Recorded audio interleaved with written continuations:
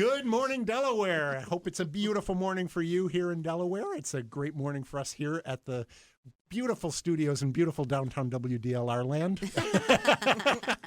Is it Lewis? Is there a downtown WDLR land? There is now. Yes. I just created it. You made it. I made it. Who's the mayor? This is radio. We can have fantasy.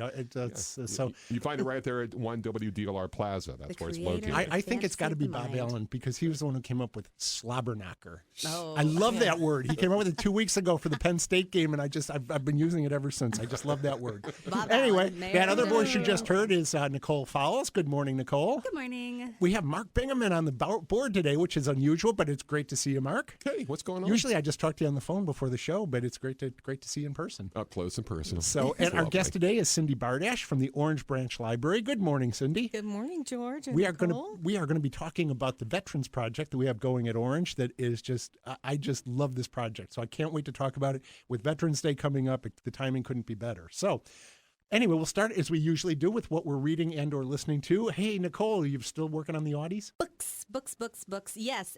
In fact, much to the chagrin of my regular book club that I am a part of, I have not read their books for the past 2 months. And this month was actually a book that I recommended, and I haven't read it. So they're mad at me. You're falling down on the job. I know. On that job, not our job. On that job, You're I okay know. on our job. Not the one that pays me. That's That's all right. right. That's all that matters. No, yeah. So the book that I am working my way through right now is called Klara and the Sun. And this is by Kazuo Ishiguro. And this is a novel. It's a 10-hour audiobook. It's narrated by Surasiu. And it is a really interesting concept, unlike any that I have ever read or really listened to before.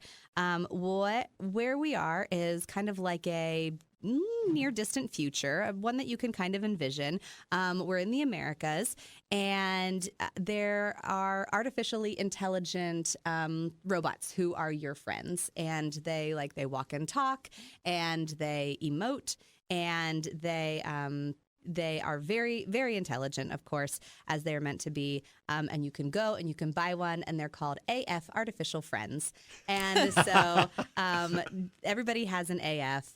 You can see how people kind of treat them differently and what they're used for and why people want them and other things like that.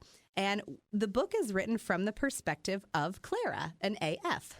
Ooh. And so you could imagine that perhaps the audiobook of this would be rather monotonous, like in a very kind of flat tone.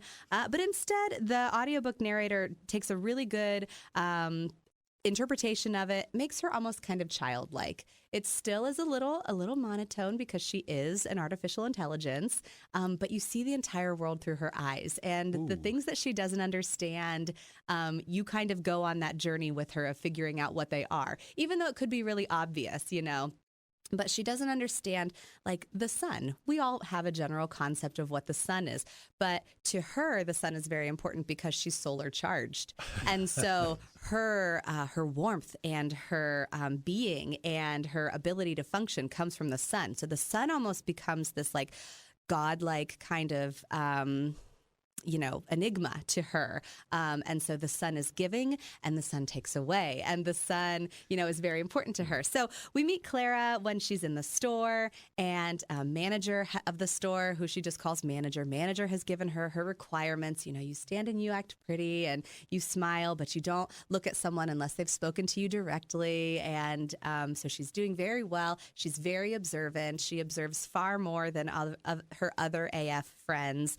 And they have their own personalities and their own looks and everything like that. She's kind of described as a French-looking, very fashionable girl with like a short, straight haircut. She's just very cute and very fashionable. She becomes, I guess you would say, adopted or purchased by a young girl named Josie. And Josie, we learn, has some health conditions. And so Klara's job is really to be with Josie when she has to be kind of quarantined due to her health conditions, but also to note and make sure that she's paying attention to the things that are happening with Josie when her health is declining. But once Klara gets home with Josie, there's a little bit more going on at home that she starts to notice and she tries to observe. And so I'll kind of leave it at that. But it's a fun book. It's curious. It's got a light tone. Is it meant for adults or is it a young adult? It's meant for adults. Okay. Yeah, it's definitely meant for adults, but it is from the perspective of This the artificial really friend, interesting. Klara. Yes. So Is the narrator anybody you would have heard of, or is Nope. this? Nope, Okay. I do not. I have not heard this particular narrator before. So, Okay. yeah, it's Klara and the Sun. It's by Kazuo Ishiguro. And this was a winner of the Nobel Prize in Literature. Oh, okay. And this author is well known for many other things, too. Great. Sounds good. Good. So, and what have you been reading? Well, I'm doing a triple reread right now of Clint Hill's books. Clint Hill was the Secret Service agent who jumped on the back of the Kennedy vehicle on that fateful day in Dallas. Huh. And he's written 3 books with Lisa McCubbin. The first one is Mrs. Kennedy and Me. And then he wrote 5 Days in November and 5 Presidents. And he actually served through Eisenhower through Ford. Wow. So it's really interesting to hear his take on all the different presidents and what they acted like behind the scenes a little bit. And it's been my bucket list to meet Clint Hill, and I'm doing that in January in San Francisco. So I'm fun. Yes, I'm rereading everything to be able to have a good conversation with him, and look forward to doing so. Wow. So, how did you find out? That he was going to be in San Francisco in? Well, once I read his first book a few years ago, I started following him, and I started following Facebook and all his Instagrams, and found out that he's doing one last dinner, VIP lunch thing. It's a 2-day event, and told my husband it's on my bucket list, and We're going to do it. he's taking me. Yes. Yay! Yeah. Oh, good job, husband. Yeah, right. Good work, Right. yes. Yes. So, no, that's amazing because his story is just it's a part of American history, and Absolutely, I think yeah. anybody who grew up at that period, and I was 8 years old when that happened, and I remember that video of him jumping on the back of the car. Right. Being repeated over and over and over Yeah. over the last almost 60 years now. Right. So that's it was very traumatic for him. I would He imagine, had yeah. a PTSD thing going for a long time. He wouldn't even discuss it. right. And then Lisa McCubbin, who was a TV anchor and author, kind of got with him and convinced him his story needed to be told, and that's how the first book started. Wow. That's great. So yeah, that's great. Yeah. And it's always good to hear you get to do a bucket list thing too. That's I amazing. know, So- I'm so excited. And San Francisco is such a great city. You'll Yes. just have a great time. Never been, so I'm looking forward My to bucket it. list was a trip to Pasadena for the Rose Parade, and we tacked San Francisco on Did to you? our trip. Yeah, I'd love to do the so- Rose Parade too. Yep. So we're kind of bucket list sisters. Yeah, there we go. There Well, we go. I proposed to Joyce in San Francisco. So Look at Yeah, that. so- Wow. yeah, we were taking a dinner cruise in San Francisco Bay, and as we passed Alcatraz, I asked her to marry me. It's foreboding. Yeah, Yes, right. yet romantic. Foreshadowing, yes. So, Yeah. Anyway, well, great. So my book this week, I went back to read something from our authors from the mystery event that we had with friends a couple of weeks ago. Yeah. And so I picked up Columbus Noir, which was edited by Andrew Welsh Huggins and features a dozen stories by Columbus mystery writers, all of which are set in different neighborhoods here in Columbus. So would love it is part of the Noir series that's published by, and I'm going to get this name wrong, Akashic Books, AKASHIC. And there are about, 50 different city noir stories, and they're all the same thing. The authors are local. They write about the city that this is being written about, and it's everything from New York to Los Angeles to very small cities, or even neighborhoods or boroughs like Brooklyn Noir. Oh, neat. So anyway, he got together a number of authors, some really well known in this area, some of them who nobody's basically heard of. They were new people that were even new to Andrew, and they are uniformly wonderful.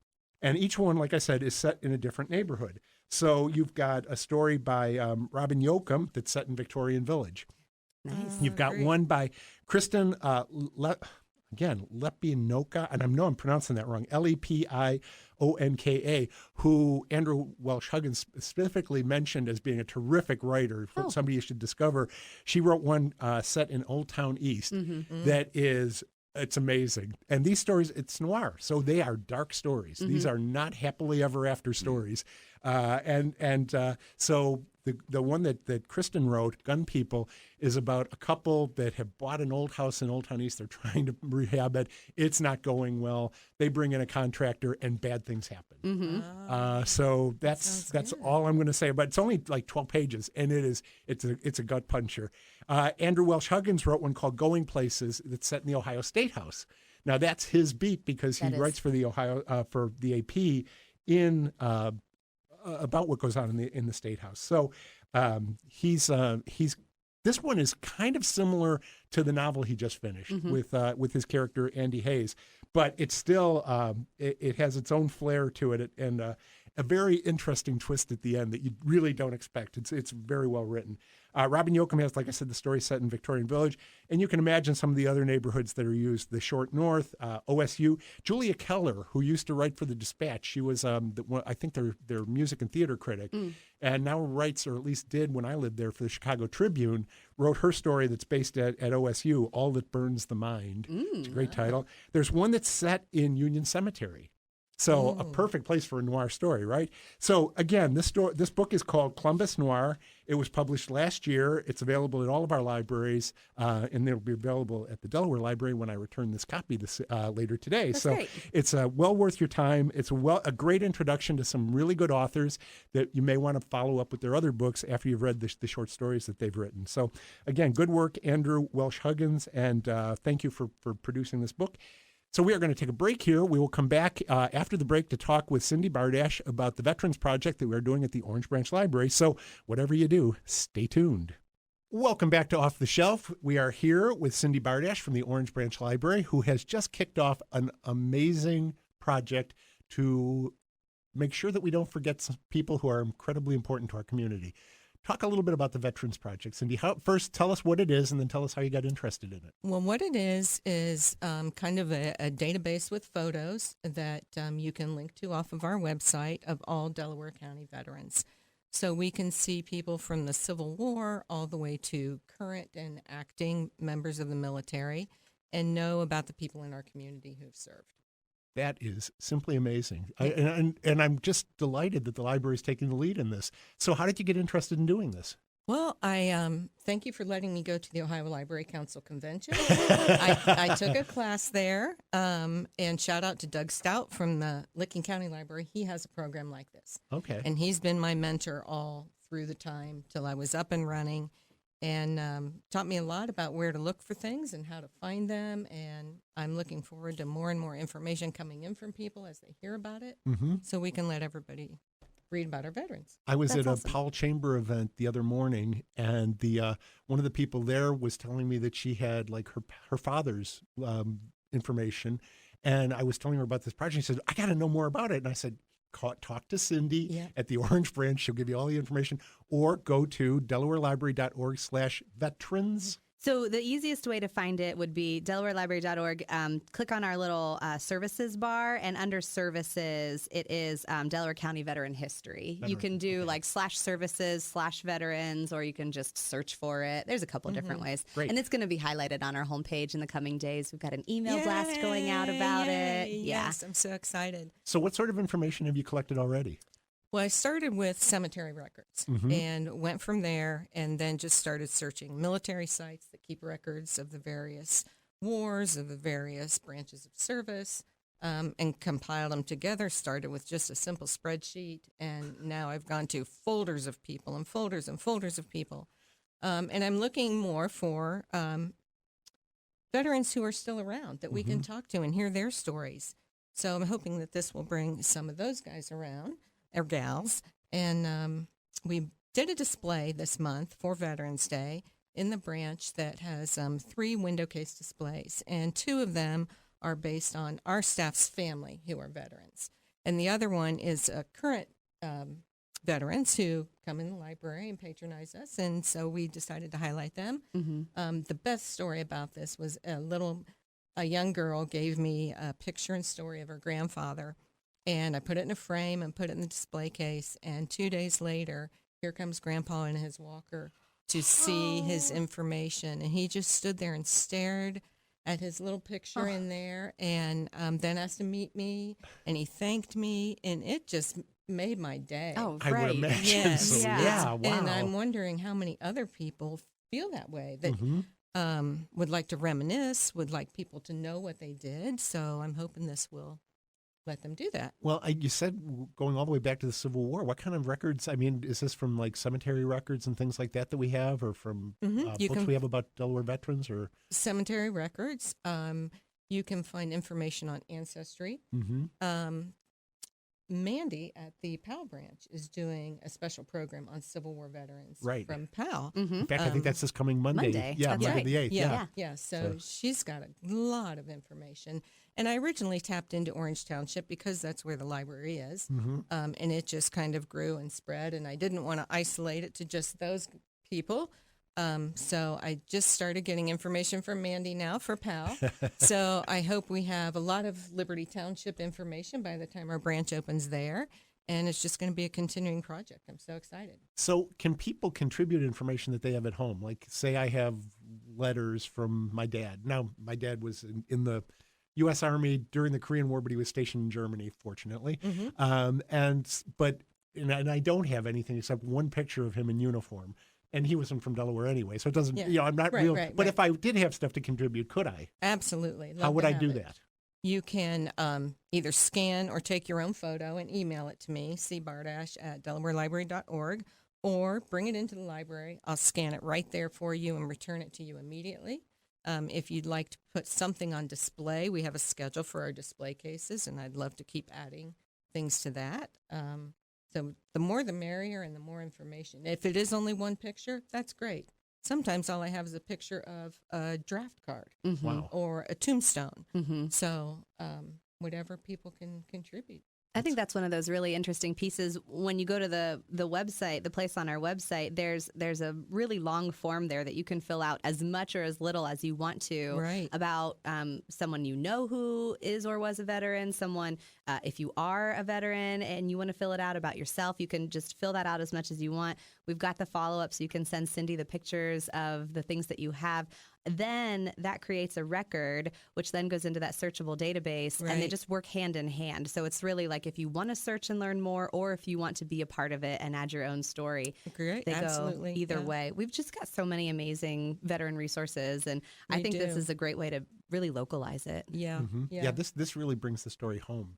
Especially I think for kids who might, learn in class about the Civil War, World War II, or the Cold War, or whatever. This brings it home that, Grandpa was involved in this, or Dad was involved in this, exactly, yeah. or great-great-great-great-grandfather was Right. involved in the Civil War or Right. something. That makes it real in a way that just, reading it in a textbook in a school book doesn't. Absolutely. So, Yes. and I think this is really an exciting project. So, Yeah, I'm so excited. what else do you hope to do with it? I mean, where are we going from here? I just want to keep growing it, and hopefully next week when we do this blitz, more and more people will hear about it. Yeah. Mm-hmm. I mean, my husband was at a meeting the other morning and mentioned it to a group of people there. I got a phone call about 3 guys that night.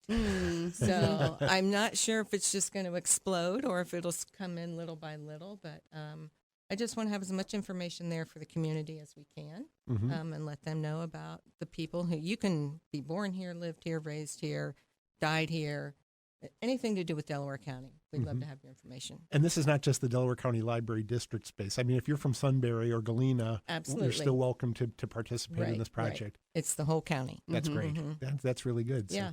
So, thank you so much for launching this. This is really a great way for the community to participate in the library, and for the library to collect and preserve and archive the information that is this community. Absolutely. So, thank you for doing this. Yes, I'm so excited. Thank you. And it's perfectly timely as we've got It Veterans Right, Day with is, Veterans coming Day coming right up. yes, And yeah. so let's mention again that Monday, November 8th, Mandy Henning, who is our branch manager at Powell, will be participating in a program from the Powell Historical Society on veteran history from Powell veterans. And she will be talking about the Civil War.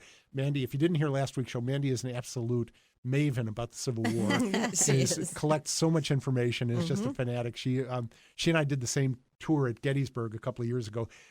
at different times, but I think she got a lot more out of it than I did, and I thought I got a lot out of it, but she was just beyond beside herself with everything she learned. And mine was the ghost tour when I went to Gettysburg. Yeah. So, I mean, I got a lot of that. Oh, yeah. I mean, you can't help but go, when you go to Gettysburg, you just get that feeling, that eeriness that's still there 150 years later. It's amazing. I'm not one to believe in ghosts, but if there were ever ghosts in this country, They'd that's be in where Gettysburg. They would be. Yep. It's true. So we got some things coming up at the library I wanted to make sure we don't miss talking about. This Saturday, the Friends of the Library have their big indoor bargain book sale. I'm stressing indoor because frequently at Orange we're out in the garage, but that's not where we're going to be this time. We are going to be in the community room and in the foyer of the library, and there are a lot of books that have been collected at Orange. Thanks to the pandemic and people cleaning up and things like that, there are a lot of really good books. Now, this is strictly books. There will be another book sale the first Saturday, another sale the first Saturday in December, which is specifically going to be DVDs, CDs, and other media. But this one will be strictly books.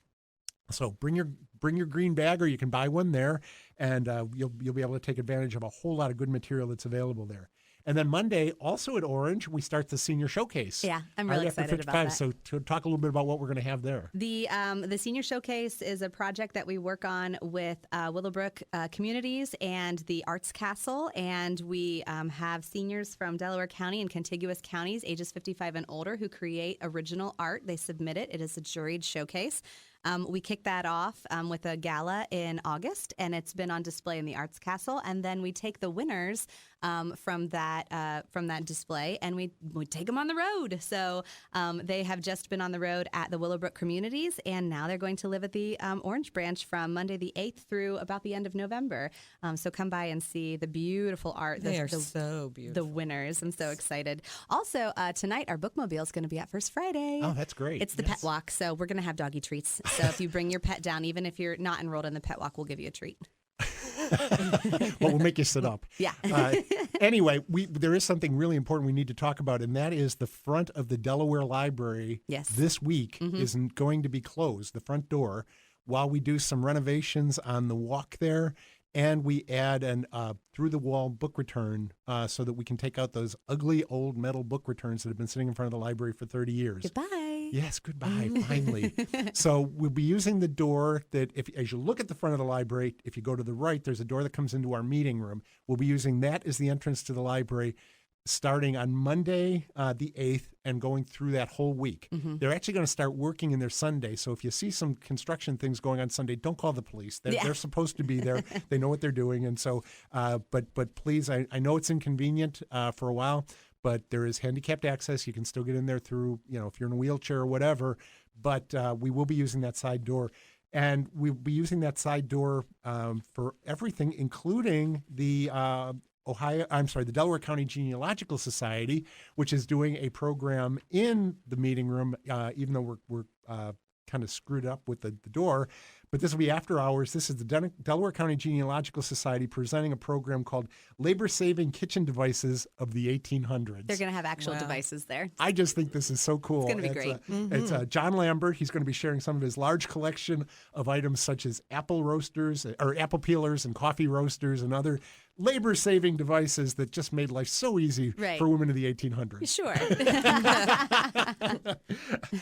Molly came back from her vacation at the cabin, and she was so excited because she learned how to use an apple press. Oh, my gosh. Which is basically a big screw that you just keep turning until you squash the apples. But when she came back, you think she had learned how to, Morse code or something.